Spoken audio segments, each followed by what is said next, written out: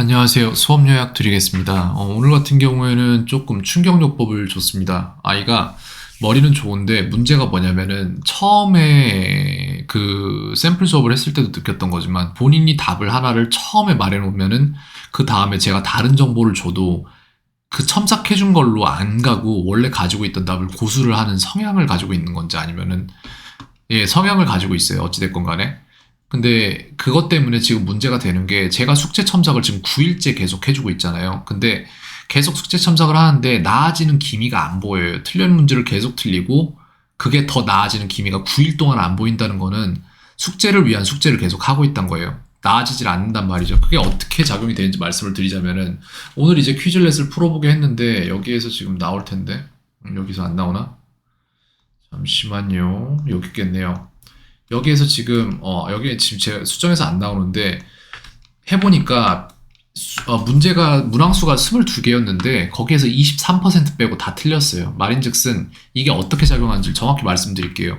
지식은 음식과 같아요. 그래서 많은 지식을 섭취하면은 그것이 소화되지 못하면 그건 소화불량으로 이어집니다. 즉 제가 준 지식이 오늘 먹을 수 있을 만큼, 그러니까 아이가 머리가 어느 정도 좋은지를 알고 있기 때문에 요만큼 먹을 수 있다라는 판단 하에 그 음식을 준비해서 먹여요.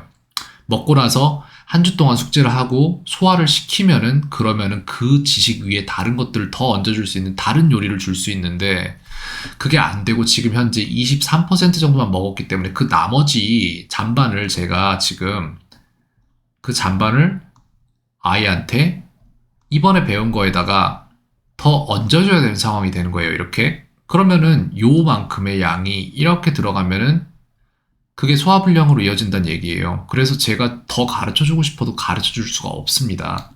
그래서 지금 현재 여기에서 더 조금 그냥 대화로 풀어가면서 이런저런 말을 하고 있었고 enough라는 단어가 형용사가 되거나 아니면은 부사가 되거나 이런 경우가 있고 hard도 마찬가지로 형용사가 되거나 부사가 되거나 이런 걸 얘기를 했었고 이거 얘기하다 보니까 생각나는 게 아이들이 자꾸 오늘 힘들었어 라는 말을 할 때 I am hard 라고 얘기를 하더라고요. 근데 문제는 I am hard 라고 하면은 딱딱하다는 형용사가 되기 때문에 I am hard 이렇게 돼버리는 거예요. 실제로 이렇게 쓰여요. 영어 단어가. I am hard 라는 말이 있긴 한데 근데 절대 아이들이 쓰고 싶지 않을 말이죠. 그래서 그 부분을 말해준 게 이겁니다. 그 다음에 이제 영어 할 때 아이가 또 잘못 말하는 부분이 누가 뭐 해 뭐를 어순에 맞춰서 말을 하면 되는데 그거 말고 다른 것들을 자꾸 잘못 넣는 경우가 보일 때가 있고 그 다음에 디테일을 놓쳐요. 근데 이 디테일을 놓치는 부분이 뭐냐면은 제가 이런 부분을 알고 있었기 때문에 저번 주에 숙제에다가 다 포함시켜서 넣었던 부분인데도 디테일을 놓쳐요. 이게 왜 이런 현상이 발생을 하냐면은 아이가 이 사이클이 있거든요.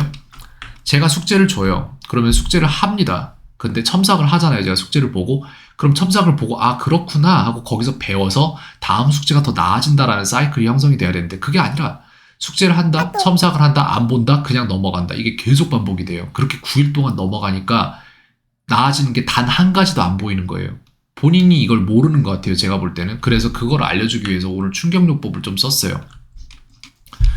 그래서는 오늘 그런 거 다 보여주고 지금 얼마나 잘못되고 있는지를 다 가르쳐주고 이게 왜 문제가 되는지를 다 설명을 해주느라고 한글 사용도 잦았고 그랬습니다. 근데 1시간 정도 이렇게 소모를 해서 아이가 본인의 앞으로도 똑같이 겪을 만한 일들을 여기에서 다 충격요법으로 배운다면 그거는 얻는 시간인 거예요. 좋은 시간인 겁니다. 그래서 저는 이 1시간으로 앞으로 혼낼 거를 다 혼내고 시작을 하기로 했어요. 반대로 이제 큰아들 경우에는 반대로 했죠. 동기부여 쪽으로 갔죠. 근데 제가 볼 때 지금 둘째 아들 같은 경우에는 이 방법이 더 맞다고 판단했고 그래서 이쪽으로 갔습니다. 그리고 항상 언제나 말씀드리듯이 만약에 제가 했던 수업이 마음에 안 든다 해서 그만하고 싶으시다 하면은 그러면은 전 수업 진행한 거 제가 환불 드릴 거예요. 근데 제가 판단하기로는 이게 맞아요.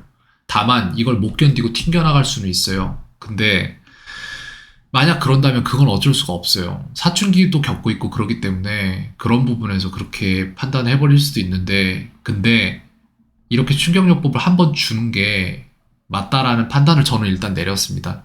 제가 항상 옳을 수는 없겠죠. 근데 저는 일단 그렇게 선택을 했고 그렇게 해서 진행을 했습니다.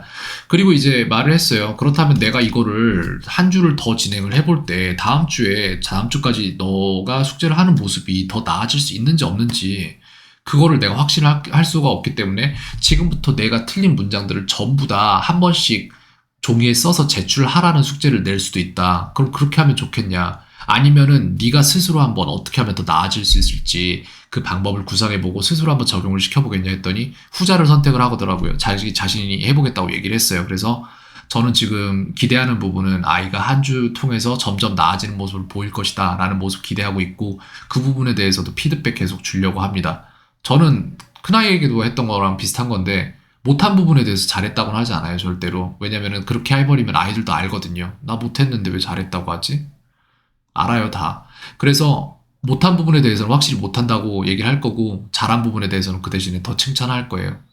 사람이 바뀐다는 거 어려운 일인데 만약에 아이가 이번 수업에서 그렇게 해서 바뀌어서 숙제를 했을 때 첨삭 받고 더 잘하는 쪽으로 갈 수 있다면 그거는 굉장한 발전인 거예요. 정신적인.